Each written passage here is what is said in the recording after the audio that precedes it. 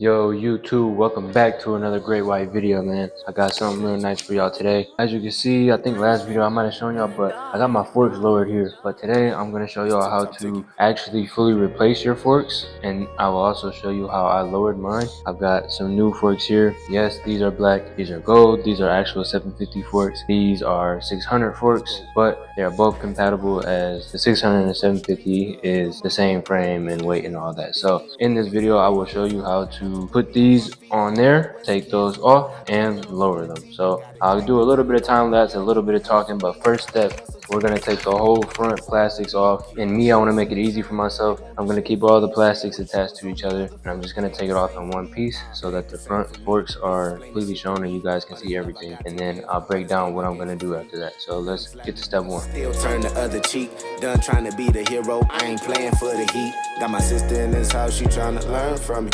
Niggas called me fake before, but that's the wrong number. They think my days is numbered, but only God knows. Only double all we. Okay, so now y'all can see I went ahead and took off the whole front fairings. I left all the pieces together, left the headlight together, left the air ducts together. But I don't know if y'all can tell, but before you pull everything off, you want to make sure you disconnect your stabilizer, your odometer, and you want to come disconnect these 3 wires of your harness, and then you can pull everything off in one piece like that. So once I did that, the next step will be to obviously raise your bike. Now when you're doing forks, you know, normally you put your stand back here, lift it up, stand in the front, lift it up. When you're messing with your forks, you don't want to lift it up by here or the forks at all, because if you lift it up here, as soon as you loosen these bolts, the weight of the bike will push down and send the forks all the way up. So you need to either have, you know, you can strap the frame up to something high so that it's suspended, or get you some type of jack that you can rest under the motor. So that's what I'm going to do next, and then I'll show you guys what bolts I'm going to loosen to be able to adjust the forks. Okay, y'all, so I want to show y'all that there's multiple ways you can do things in your garage. So I got the back wheel lifted, and I got this type of lift in. I think this is mostly kind of used for Harleys, but I want to show y'all can use it here too. Using this, lifting the bike up in the middle is kind of going to take a lot of weight off, so there's not a lot of weight on the back, so we got to be careful. But I just want to show y'all, you know, there's multiple ways you can do things when you don't have all the tools to make it super easy. So the next step is going to be taking this wheel off. Once we take this wheel off, it'll be a little more balanced because we'll take some weight off. But then after that, I guess I'll just show you right now before we get started. The next step is to take the wheel off because we don't need the wheel so we can get the forks in and out. But after that, the only thing you need to do is loosen these bolts, this bolt for your handlebar, and this bolt for this top triple tree on each side. So 1, 2, 3, 4, 5, 6, 7, 8. Those are the only bolts you have to loosen. You don't have to mess with anything else to move the forks in and out of the slots. But like I said, let's take the wheel off right now. 3, 2, 1, boom. Okay, now she's off. So if y'all don't know how to take off wheel, I'll give you a quick rundown. So it's real simple. You basically need 1, 2, 3, 4 bolts right here to be completely loosened, as this holds in the clamp to your axle right here. So you need to loosen those, and then you have 1, 2, 3, 4 bolts that hold in your calipers to the back of the stem right here. You take those off, slide them off the caliper, or slide them off the whatever that's called, and loosen these all the way. And you can take like a little rubber mallet and knock the axle out, and your wheel is done. Quick rundown for that. Make sure you don't lose any of your pieces, any of your washers or nuts or bolts or anything. Make sure you set them somewhere where you can find them again. Also, don't try to like kind of hang your calipers up. It's not tugging too tight on the brake line, so you don't have them hanging down here. But after that, take this off. We're gonna 1, 2, 3, pow. Boom, just like that. Make sure you keep that somewhere where you won't lose it.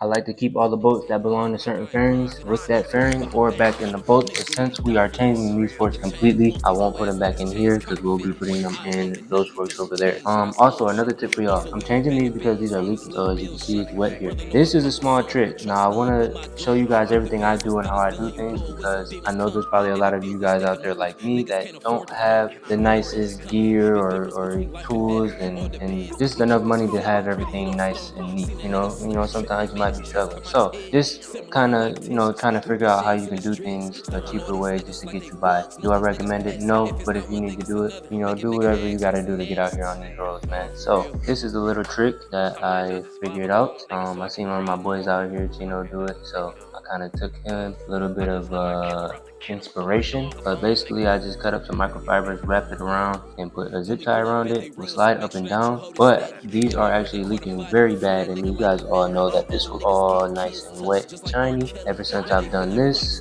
I have not actually had any fluid below this microfiber down here. You see, this is all still clean. So if you guys need to, you know, get by for a little bit until your new forks come, as you see all that debris gets up in there and destroys it. So this is a good trick, and it is, you know, it's nice and tidy, stays out of the way of the fender, the wheel, the brakes, everything. So if you guys need to get by for a little bit, go ahead and, you know, try that out. Obviously I'm changing them, and I will be ordering shock socks. If y'all don't know what those are, I will show you when those come in. But it's basically a more legit version of this, pretty much, that you put on before it starts leaking, so that little things like this don't get up in their seals and make them start leaking. But that's just something I want to show y'all. So now I'm probably gonna give y'all a time lapse of when I fully do this, but I'm gonna go over it again. All you have to do is loosen this, that right there, that right there, that right there, that right there, and these forks will slide right out. And then when these slide out, obviously those ones are the same size, they will slide right back in. You tighten this, you tighten this, and tighten these. So it's very simple.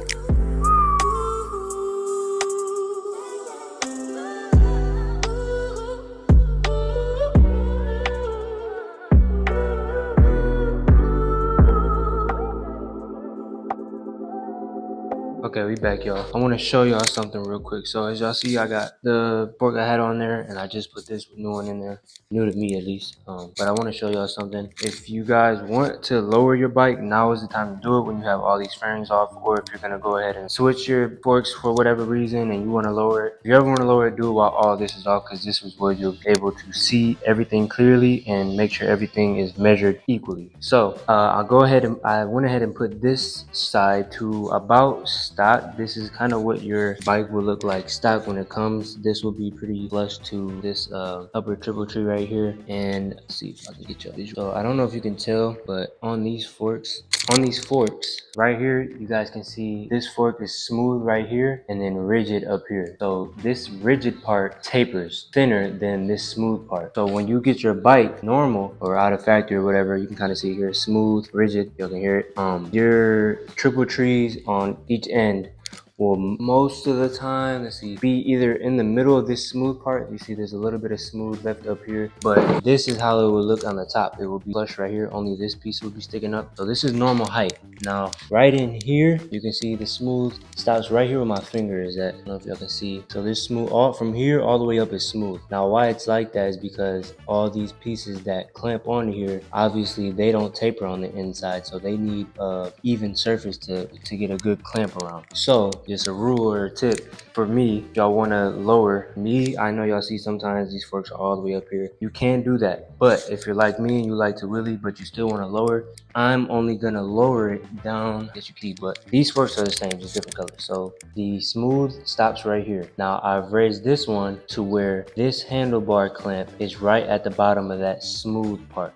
This triple tree down here, see, this is even, but the forks aren't. So there's about this much here and about that much up there. So that means I raised this fork up to about the very bottom of this smooth section on this, and that allows it to still have a good clamp. As you see, there's more smooth up here than there is down here, but as a stock position, there'll be more smooth down here than there is up there, because then it starts to taper down right here. So for me, to keep it safe, you want to just keep it there and not have any of this or your handlebar or the upper triple tree clamp, whatever, going overlapping this smooth section that's tapered. And what will happen is, if I shove this up more, there will be a gap in it. I would be able to, like, you know, there would be a little gap right there to where this clamp wouldn't be all the way around secure like this. It would kind of, like, if this is all the way secured on the flat, it would kind of be like this, to where it's not secured on the bottom, which obviously, you know, if you hit something hard enough, that could cause problems. Now, if you wanted to raise it up higher, you can. Just make sure you put something in here to make up for that gap. So if I wanted to bring this all the way down here, this whole section,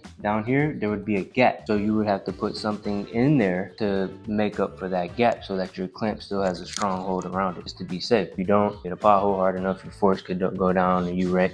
And you don't want that to happen. So that's just a rule that I would go with. If you don't have anything to fill that gap, don't lower it no more than this. I mean, I know some people want to, but if you don't have the means to make it safe, don't do it. Even though a lot of people will probably still do it, but don't say that I didn't tell y'all to do it the right way. So I'm only gonna lower it this much. So now I'm gonna take this one out. I just wanted to show y'all the difference between lowered and not lowered.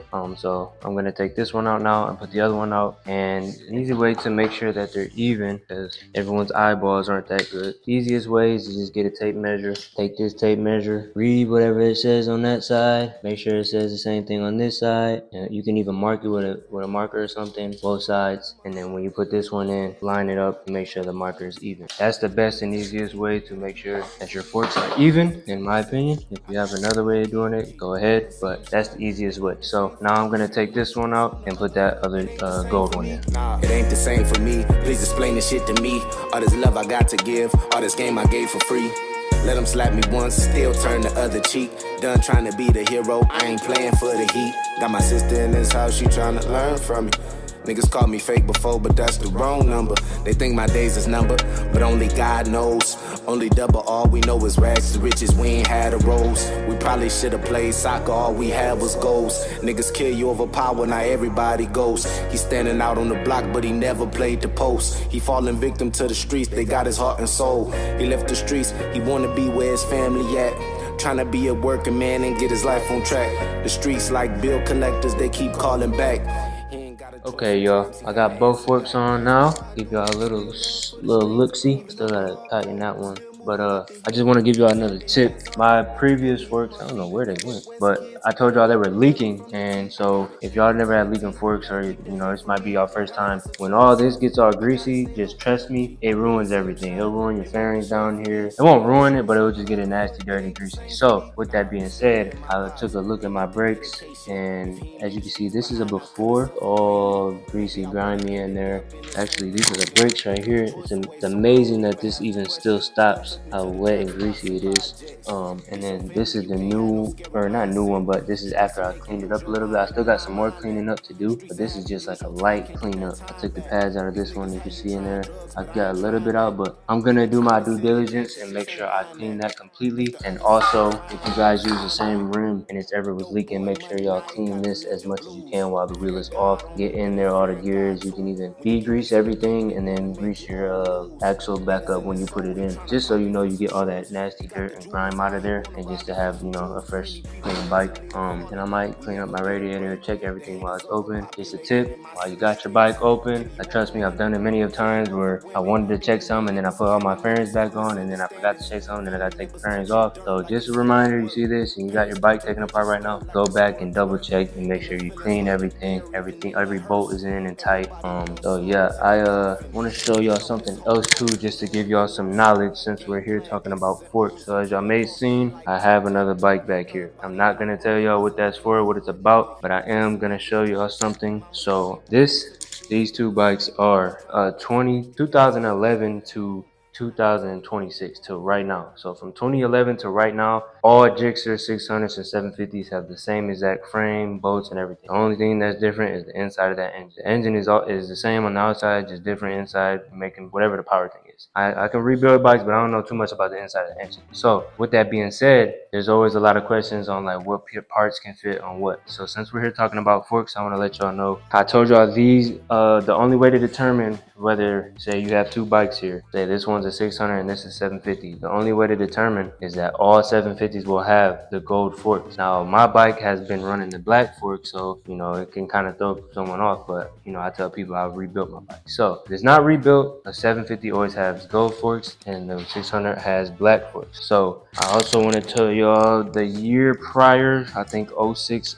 08, 600, 750s, they're a different style, but just like the new gen, those years, whether it's a 600 or 750, also all the parts match. So I want to give you all a tip here. This is a 2013 and that's a 2011, so they're the same. But I want to show y'all how y'all seen I had these 600s on that 750, and I just put the 750 on there and it fits the same. Now these are also 750 forks, but as you can see, oh, that's why I grabbed that.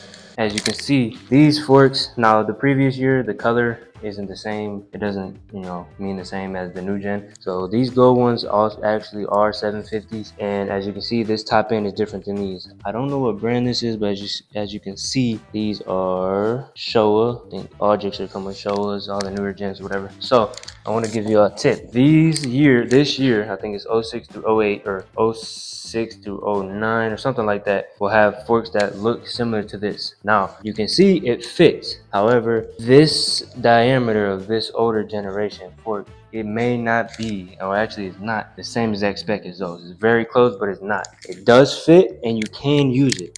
I'm showing y'all here that it's in there and it's mounted. And there, you do have to tighten it up a little bit tighter just to make it safe. And the what I was telling y'all earlier, the taper and the smooth parts are different on these forks than those. They're just in different areas, but they do fit. Now, with that being said, the issue that you could run into. So say you have a new gen and you want to just get the cheapest forks and you find some older generation forks. They will go in there and they will fit, but the problem you will run into is the axle. So over there, that bar right there in that axle, that little bar that goes through the wheel and these forks is a different diameter. So the hole on those forks is a different diameter than the hole on this forks, which means only these wheels that have, this is also an older generation wheel, so it has a different diameter as well. So if you put these forks on this newer gen, you're gonna have to run a different wheel because only this axle will fit through this fork. So another issue you can run into on top of that is that these two mounting points for your brakes right here, your brake calipers, are not the same measurements as those two holes for the newer gen. And as I just showed y'all, these have Brembo brakes, so these two holes mount up to those two holes. And on the older generation, they have Tokiko brakes. So these holes are not the same. So if you try to take this and put it on that bike, you'll run into a wheel problem and a brake problem. Now you can still run it if you just transfer to Tokiko brakes and the older generation wheel. You can do that, but most people won't want to do that. So that's just a tip I'm giving y'all now since we're talking about forks and I have different forks to show y'all. So keep that in mind. My opinion is just get the newer generation one. They might be a little more expensive, but it'll be worth it in the end. So that's my tutorial on how to remove, replace, and lower your front forks on a 2011 to current generation 600 and 750. I hope y'all enjoyed. If you got any questions, let me know in the comments. If y'all want any more tutorials, please let me know. I take this bike apart all the time. Not gonna tell you about that yet, but just stay tuned. So I appreciate y'all for tapping in. Hope y'all been great this week and continue to be great. We out. I'll catch y'all on the next one.